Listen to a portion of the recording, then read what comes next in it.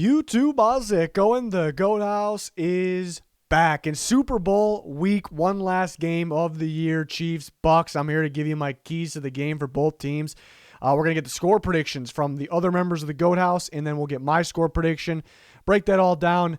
It's sad that there's one game left, but I'm kind of in off-season mode already, and we got a bunch of content for free agency and the NFL draft already on the channel and a lot more to come. So hopefully you can join us for all that. Subscribe, more NFL content than anybody. Follow our Twitter, breaking news on there. Always talking football, and we'll talk during the Super Bowl too. We talk during live games on there every single week for the NFL. So check that out. Link in the description for anything that you need. Check out the Sided app. You can talk football and win Amazon gift cards. Pretty cool. They're giving away other things as well. So check it out. Link in the description.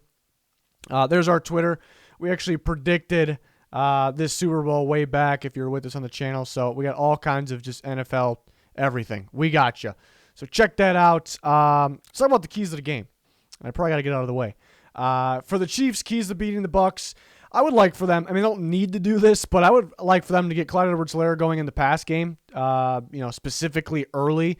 Last time the Chiefs played the Bucs, they just dominated from the get-go with Tyreek Hill downfield. And if you guys remember, he had a wild game, but the Buccaneers kind of messed up on their coverages, and that they definitely felt the game of Tyreek Hill, and they're definitely going to fear it now. So I think they're going to expect that, and Clyde Edwards-Helaire is really good, in the passing game, better than what the Chiefs have shown. They still kind of have that in the back pocket. So if you kind of get underneath game, quick passing game going early, I think that'll make it easier and open things up, but they may not have to do that. I think that'll just really throw the Buccaneers off.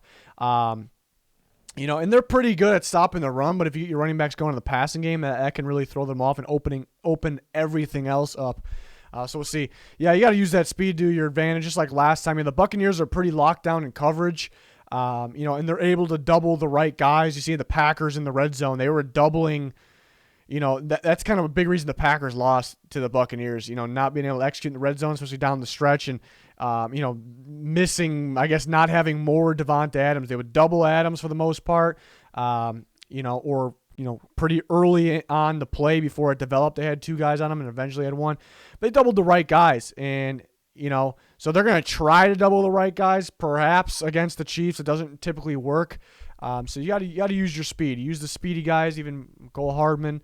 Even you can go if Sammy Watkins plays, and basically force them to, I guess, take away the double teams, and speed definitely can do that. So I think they'll be trying to double, keeping a guy over the top, Tyreek Hill, but speed can beat that.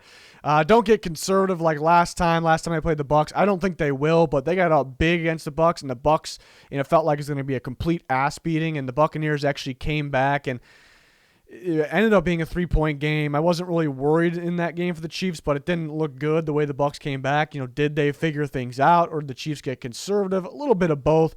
But yeah, you can't. It's a Super Bowl, and I don't think they will. They won't get let off the gas.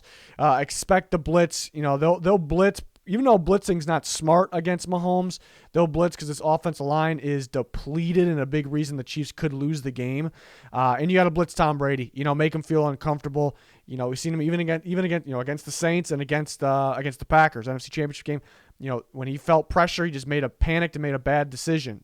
Something new from Tom Brady. They haven't really seen too much, but for this year, I mean. So yeah, try to get him in those positions. You would like to get on the board first. It'd be ideal to win the coin toss and score first because you want to prevent the Bucs from, getting the ball, running the clock, making the Chiefs offense sitting on the sideline, and you want to prevent that. The opening of this game will decide pretty much the game, and that plays a big part. And the X factors, of course, Tyreek Hill, what he did to him last time. He's going to have to have a pretty big game, use that speed to beat double coverages, make the Bucs, single cover, maybe even him down the stretch with other guys, them getting going. And Tyrann Mathieu, of course, he kind of makes up this defense. The coverages, sometimes you can read him based on what he's doing, and he's pretty instinctive, so he'll be near the line of scrimmage if he feels something's there. And he can get in Tom Brady's head, so that's the key piece of the game there. But play your game. You see the Chiefs kind of go away from the games, get cute at times this year. But I didn't see that in the playoffs really because they mean business at this time of the year. So play their game. and force those obvious passing situations and blitz. So that's basically play your game. Spagnuolo's really good at dialing up blitzes, when to dial them up. So you got to just continue to do that. You're here for a reason. Play your game. Can win the game. The Buccaneers, pound the rock. You got to come out running the football. Again, whoever gets the ball first it's pretty big. It would be awesome for the Bucs' sake if they can get the ball first and just pound the football and run the clock. Keep Mahomes, Chiefs offense on the sideline. Keep them cold, even though it's not going to be cold out. But I think you get my point. Because they got to get in their groove too. It doesn't take too much, but this is the way to beat the Chiefs.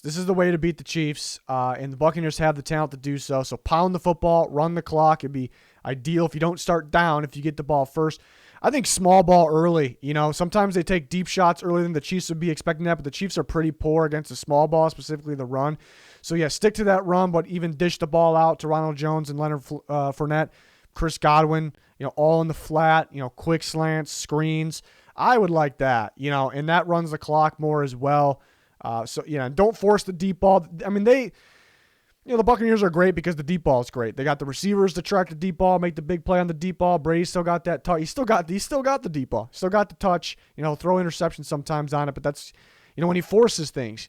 In pretty much every game, the Saints game, the Packers game, they take those shots, and I'm not really against it, but you can't really force it, and especially what we already talked about when the small ball will be open against specifically this defense. So there's really no need to force it. A lot of the times, they get the third and short, or it doesn't have to be short, and they take that shot. They don't even play for the first down. And it's deadly when it works, but they kind of do it too often. They definitely need to take deep shots, but I don't really want to see that for the Bucs. Last time I played the Chiefs, they played a lot of press with no safety help or with a single high. Don't do that. It was odd because the Buccaneers were anti that. They didn't want to press. The corners were playing a lot of soft coverage, and they were afraid to get beat deep. And you've been calling for the Bucs to press more and get a little more physical. Then they go and play the Kansas City Chiefs, and they go ahead and do that finally. And that's the one team you can't do that on because just the twitchiness and the speed one-on-one without safety help, those receivers will feast, and Mahomes with his arm and his abilities will feast on it. So maybe that was a time to try it out because they knew they may see the Chiefs. I don't know. It's a hell of a prediction by the Buccaneers if that's the case, but I would not recommend doing that again. And then don't get carried away or be predictable with the blitz. You probably need to blitz because this Chiefs offensive line is bad on paper. It's depleted.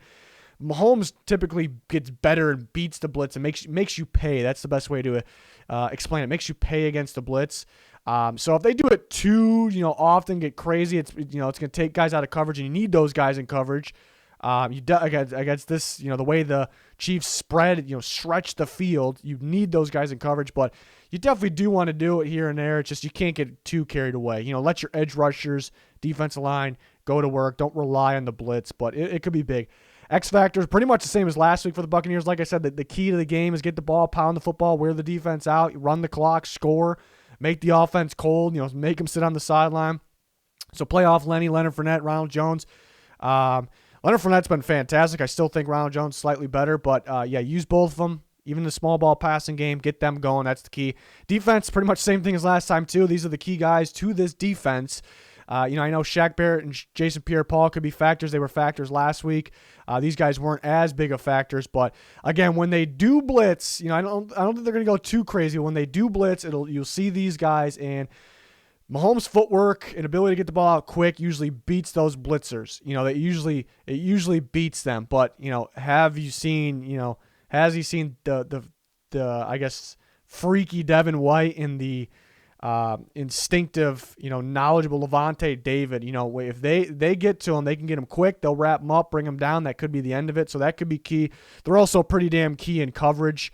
And I guess, if they do try to get the Chiefs, try to get the ball on the flat, these guys typically get outside to make that stop as well. So for many reasons, these guys are the key on defense. Run the ball and the clock early, keep the lead. It's tough to say because sometimes you can't really control that, but I mean, if they get the ball first, pound the ball in the clock and just get that lead, it's a ball game. We got ourselves a good old-fashioned headbanger. So, I think that's the key. You got to start with the ball. The beginning of this game will tell us a lot. And to the score predictions from the other guys here, you see 2 Chiefs, 2 Buccaneers. We'll get to my score prediction next. But, yeah, Pete and Danny going with the Chiefs. Pretty much similar score line there for everybody, really. Junior's feeling the Bucs. He can't go against Tom Brady. And Old Yeller is going against the Bucs as well. How these teams start will be everything like I've been saying, and the Chiefs' depleted offensive line is kind of sticking in the back of my head as well, but we got 2 for 2. I guess I'll be the deciding factor.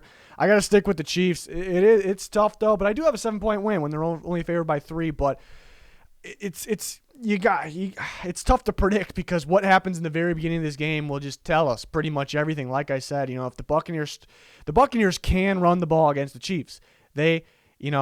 And even the small ball passing game with the running backs, they can do that. Whether it's Chris Godwin as well, getting him the ball underneath, they could do that. They definitely could execute doing that. But can they stay in the game or keep the lead to be able to do that to its fullest? That's kind of the question, and we'll know from the start, really. So. With the Chiefs winning by 7, I'm thinking they kind of keep the lead. The Buccaneers love their defense, and the Chiefs just too fast. The Buccaneers won't be able to double guys like they do. They won't be able to go and they have the safeties in the box like they like to do. They have to change their game a bit. Again, if they successfully blitz, that could win. It's easier said than done, except for Mahomes, but that could be the deciding factor as well. Chiefs' offensive line is really bad on paper because the injuries, and the Buccaneers got one of the best pass rushers. The old-fashioned way, combining with the blitz, combining with the interior, maybe in all of football, which is fantastic. Again, one of the best blitzing teams in football, so that could be a factor with Mahomes.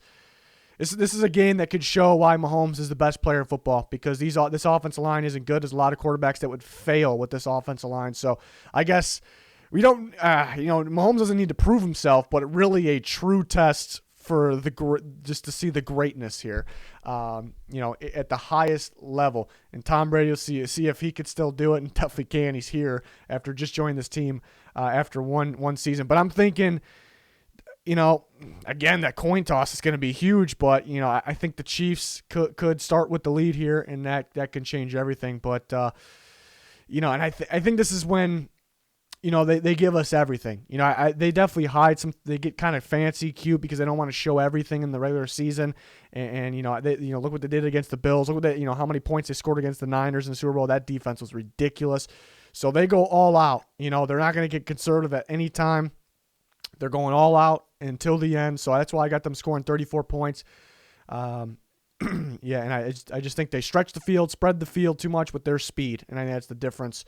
Again, I'm kind of thinking Edwards-Helaire could be more involved in the passing game as well, but we will see. Chiefs defense doesn't give enough credit. What weighs them down is stopping the run and the small ball. Now again, that could be a factor, but instinctive defense, who's running the defense at Spagnuolo, they will make the big time plays. They will disguise their coverages against Tom Brady, and they'll get that extra turnover downfield, and that could decide the game. So again, the start is huge. The start is absolutely huge. It wasn't, I guess, last Super Bowl because the Niners started with dominance through half of this game, maybe a little more, and the Chiefs were just showed why they're better, more explosive team, and just came back and won. So this one could be a little different how it actually plays out. But I got the Chiefs by 7. They're -3. Offensive line scares me quite a bit. I can't wait. We'll see what happens. We'll be talking pretty much play-by-play with my takeaways on Twitter. But then we'll have you covered on the channel as well with anything NFL. We got you. So hopefully you can join us for that. You already can check out a bunch of videos on the channel. But a lot more to come.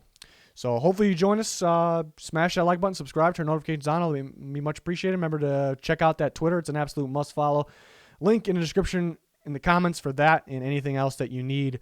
But that is going to do it for this one, the last game prediction on the year. Kind of sad. We're ready. We're in off-season mode. We're ready. That's going to do it, though. Thanks for watching. Goodbye.